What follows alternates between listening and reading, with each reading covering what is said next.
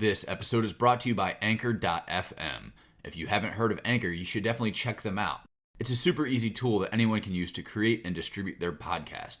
It has everything you need, and you can do it all from your computer or even your phone. Need your podcast cover art? There's a tool. Music and sound effects? They have you covered.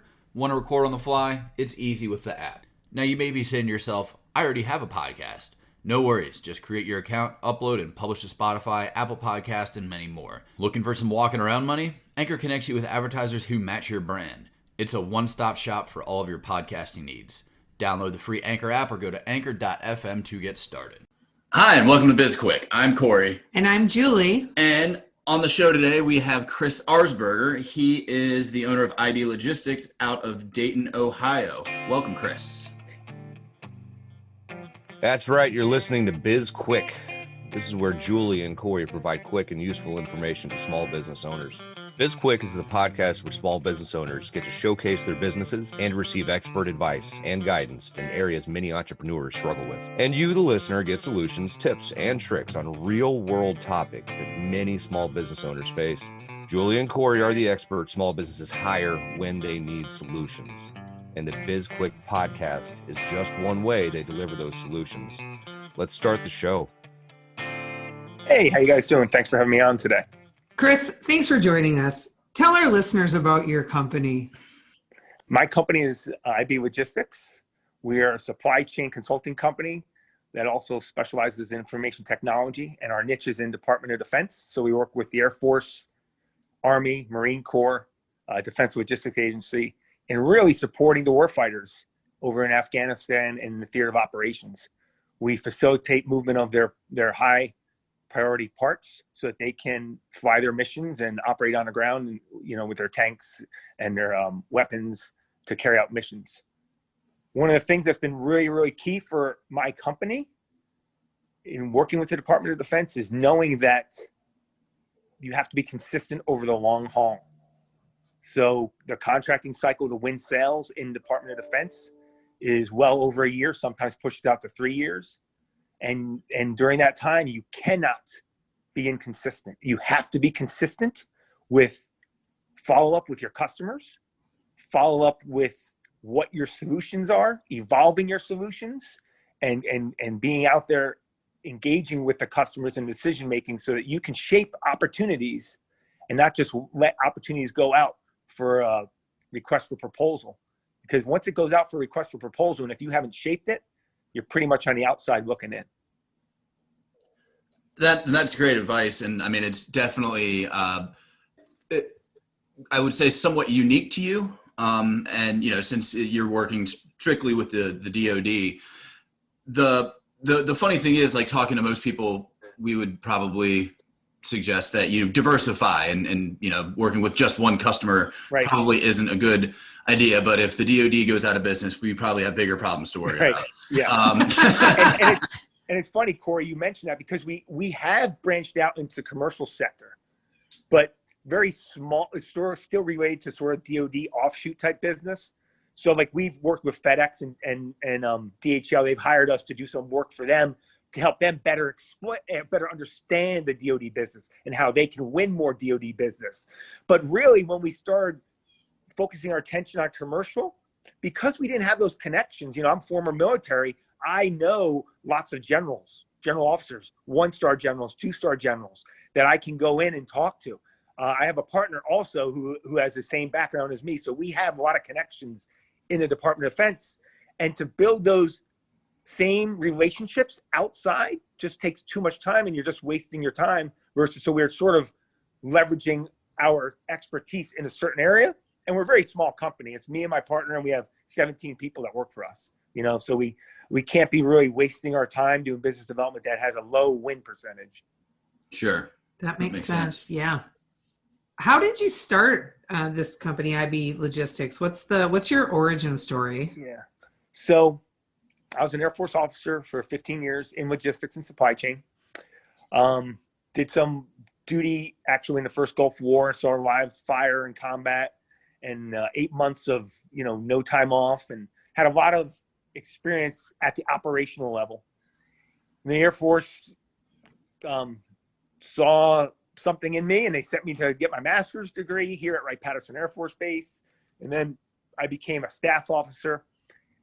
And when I was on a staff, that's when I saw the use of contractors, how there was companies, large contracting firms that were doing business for the government. And I was just like, I had about 8 contractors that worked for me, and they weren't really bringing value to the Air Force.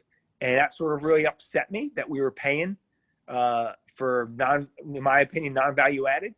So when I got out of the Air Force, I got out of the Air Force for 2 reasons.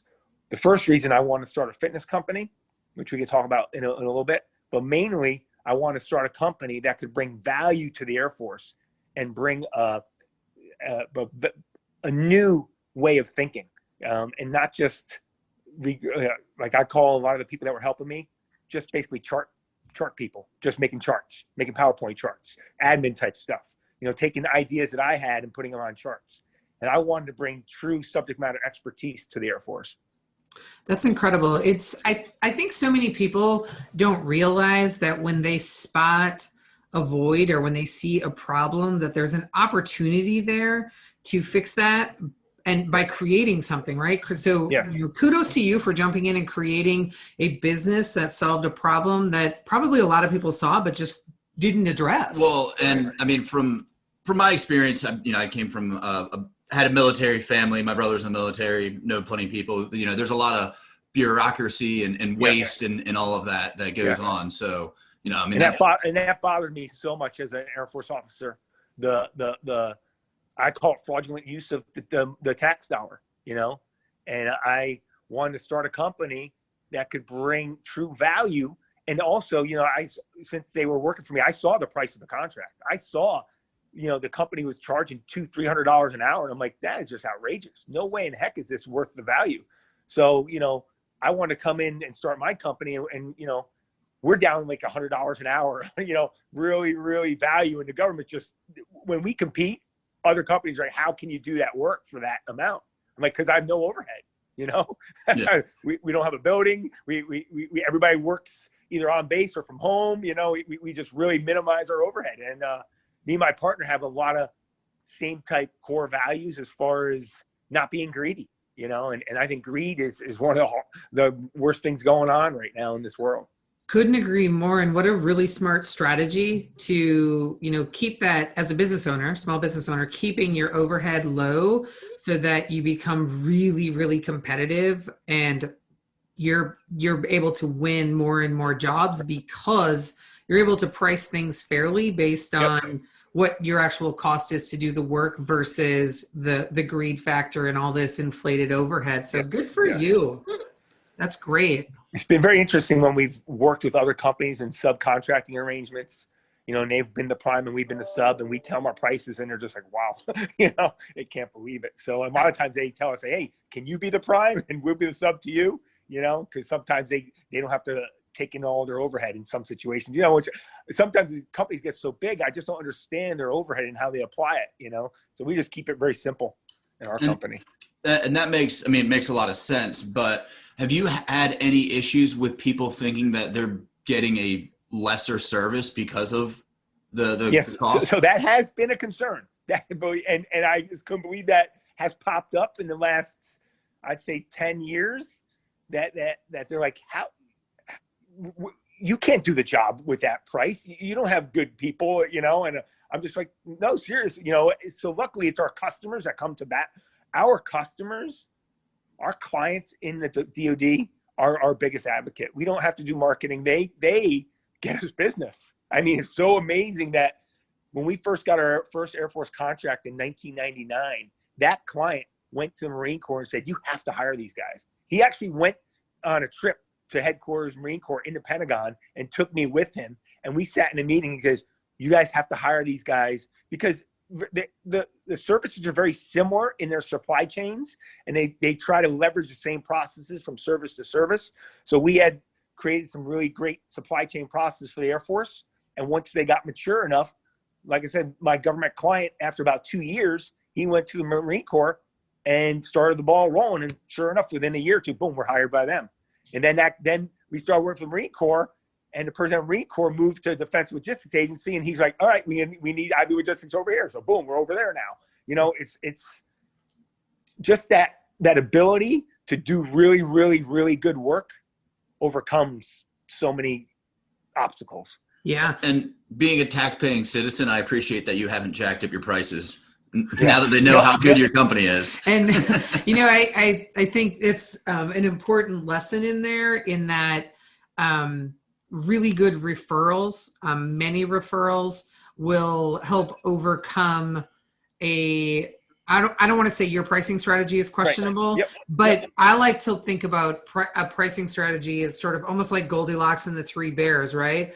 If it's too high, people don't want to buy it. Yep. If it's too low, then people are like, what, this can't be a good service. And then, so Right. it's that right in the middle sweet spot, and finding the Right. sweet spot, but you didn't have to find the sweet spot. You got that first client and then just built off of those referrals, and were able to truly take a low price because that's the only price that you needed to have. You didn't jack up your prices just to Right. make more money.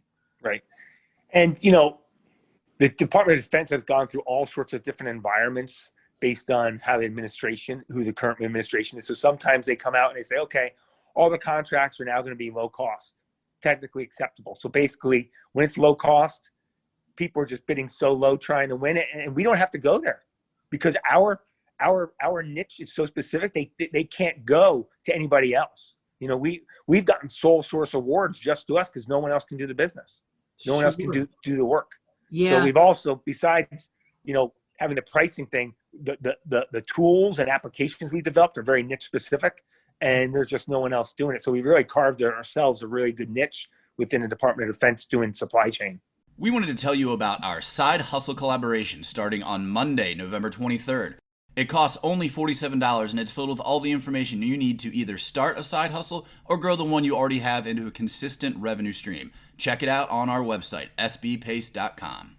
So just kind of taking a little bit of a detour right here Right. on my next question, but I'm guessing that the way that you price has a lot to do with your ethics and integrity. Yep. And I am curious how that feeds into or correlates with the business that you just launched. You want to tell us about that? Right. So I just during coronavirus, you know, everybody's teleworking in the Department of Defense, so it allowed a lot of flexibility. So I always been into personal training, gym space, opening gyms, that kind of stuff. Like I left the Air Force to actually open a gym in Pittsburgh International Airport and set up a network in the United States. That stayed open for 2 years, but then it went belly up, and we just couldn't make it. So I kept on doing other things in the personal training space. I was sponsored by the Air Force, doing some bodybuilding, did a lot of training on base. My passion was always trying to help people out, transform their physical body, but also pouring into them in just any aspect, whether it be their faith, whether it be relationships, whether business, just really trying to build people up in general. So during this coronavirus, I was able to open up a personal training business with a medical doctor who had a facility about 45 minutes away from me down in Westchester, Ohio. It's called Inertia Medical. So he's a musculoskeletal doctor, and he also has an aesthetics branch there.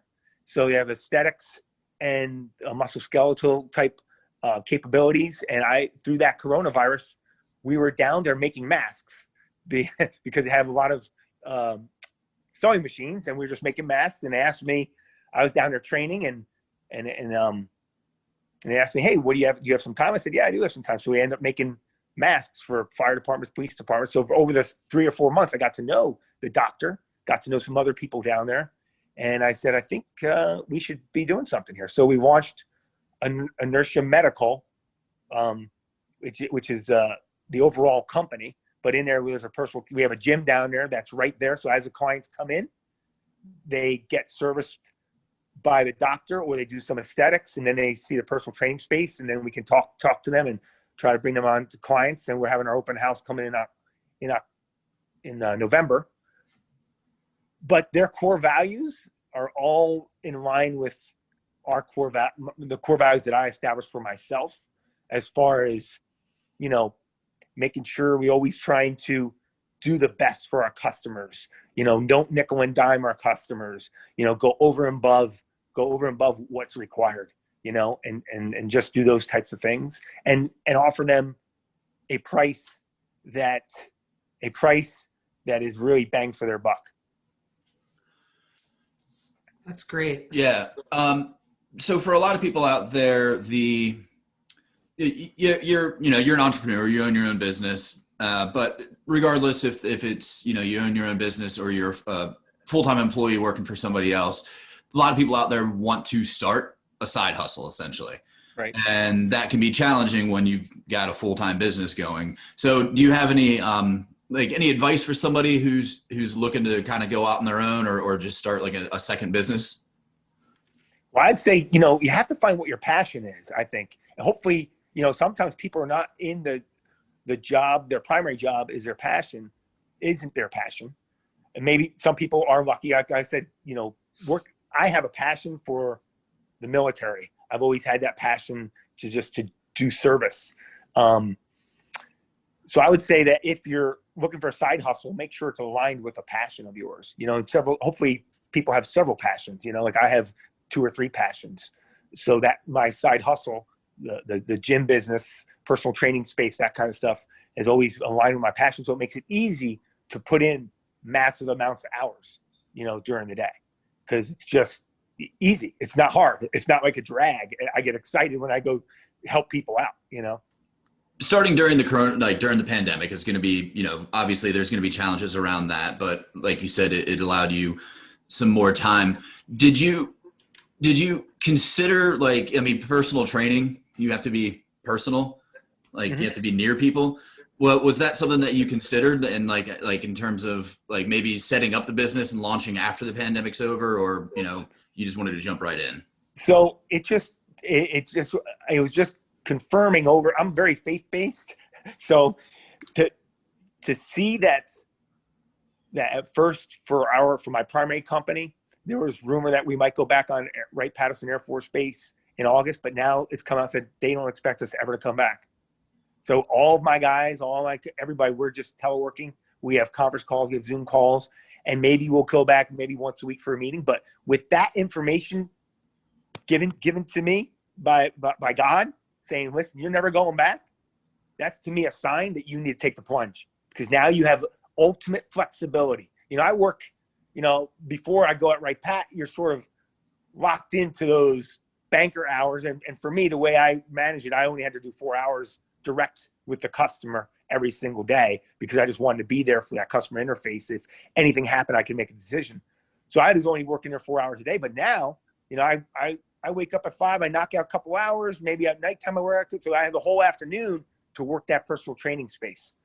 And that personal training space with the doctor and stuff, I'm using so many Arte principles. We're establishing our core values there. We go through some brainstorming thing. We have a Wednesday where we teach everybody some sort of a subject unrelated to perhaps personal training, unrelated to aesthetics, something else, So it's really cool to use the stuff that I've been learning in Arte for the last 2 years.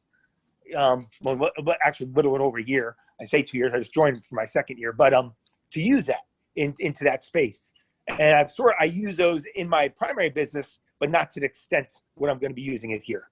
Yeah. Chris, can you tell our listeners what Arte is? I know the 3 of us know, but a lot of our listeners may not. So can you just let them know what that group is? Arte is, their mission statement is to, form the best organization for good in this world. That's how I'll sum it up, and it's a bunch of like-minded people coming together to just build each other up and impact this world in a positive way. And we have, multiple calls per month to help in the self-development area. And self-development could range from faith, from business to relationships, to so many different areas. And they just give you little nuggets that help you execute your life in a better way each day. And, the goal is to just get better each day. Even if it's a tiny little inch, a little millimeter, just get better each day and be consistent each day. Yeah, it's a great group. It's a really great group. Yes. And I'm really glad that I joined it this year, because it has made some amazing connections, Right. for, not only business, but also, personal development. And Yes. it's an amazing group. So Yeah. thanks for explaining what that is to our listeners. All right. Well, I think we're going to start wrapping everything up right now. But before we go, is there anything else you want to add? And also tell us where we can find out more about you. Okay. As far as what I would like to suggest that people really try, when, you mentioned about diversification in your business, you really don't need, you can obviously look at that decision, but we're going to focus on Department of Defense. That's more bang for us. But I would say diversity is the key to life. In your own personal life every day, try to diversify yourself. Get away from, you have the habits, but make sure that part of those habits is getting out of your comfort zone. Taking a class that you would normally not take. Go to some meeting or organization that you wouldn't normally be. Diversify. Bring new people into your circle. Diversify in your business. Look at your business, and maybe you want to diversify into real estate or look into other things. Just diversity to me makes me very, very, very fulfilled each day. And that's just a really, I think, and my wet talks about that, and that's a very key component, is just diversify your day in all your areas. Where people can find me on Instagram, Killin It 24_7. So it's Killin It, KILLINIT 24_7. And then you can also find me at Inertia Medical. That's the personal training space and the medical organization that we're just launching. And then you can also look at our company website. It's iblogistics.com. Great. Thank you so much for joining us today, Chris. This has been a really nice conversation. We've enjoyed it. Yeah, definitely. Yeah, I really am humbled that you guys got me on here. This is awesome. You guys are bringing a lot of energy to the Arte space. I like it. Thank you. And thank you to our listeners for tuning in. And you can connect with us on social media. We're on LinkedIn, Twitter, Instagram, and Facebook. And you can find out more about us on our two websites. We have sbpace.com and bizquickpodcast.com. And we would love it if you subscribe to our podcast so you get notifications every time a new episode drops. And while you're subscribing, like us and give us a review, because those reviews really help us. And you can reach out to us about any kind of topics that you might want us to cover. Or if you want to be a guest, let us know. All of that's there on those websites that I already told you about. And we also have a book out there. It's called Seriously Now What? A Small Business Guide to Disaster Preparedness. It's available on Amazon, and you can find out more information about it on those same websites. Yes. Thanks. I'm Julie. And I'm Corey. And this was BizQuik, helping small businesses across America.